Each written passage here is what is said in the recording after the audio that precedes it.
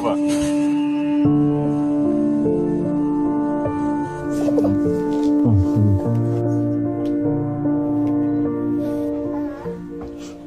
The pro-Palestine propaganda machine is right back at it because they are just desperate for views. If you look at the account who posted this absolutely fictitious video, you would see that this video by far has the most views on their page in recent times because disinformation against Israel and Israelis is always going to sell because people are always desperately looking for justification for their blatant dehumanization of the Jewish people, and it's disgusting. They aren't even trying to hide it anymore. If you look at the comment section, it's absolutely vile, and this is just not words on the internet, but this is actually costing people their lives, like we saw with the Israeli couple who was shot outside of the embassy in Washington, D.C.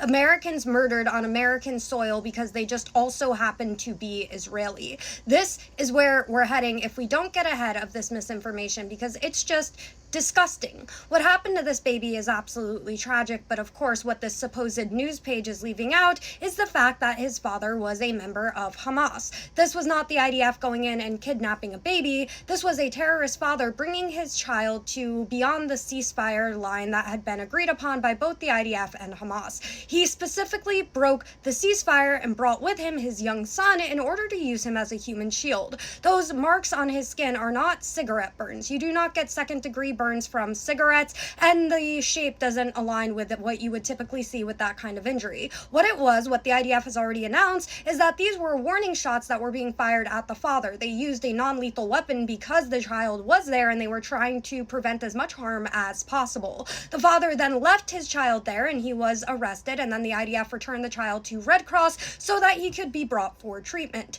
Later on in this video, it shows a Palestinian doctor talking about the condition of the boy and how he recovered in the hospital, which is strange, because I thought that the pro-Palestinians were saying that there were no hospitals left in Gaza functioning, so how was he brought to one for treatment? Do you see how their narrative just completely implodes on itself anytime you apply even the slightest bit of critical thinking? But they'll never care about that. It's also interesting this news page never posted about the 11-year-old Israeli child who suffered cardiac arrest because Iran has been targeting civilian areas. They didn't post about the 12 different Israeli children who were critically injured by Iran once again, sending ballistic missiles to civilian areas. They didn't talk about the children of October 7th. They didn't talk about the torture that the young hostages went through while being held by Hamas. They didn't talk about any of it because they don't actually care about children. They just want to dehumanize Jews.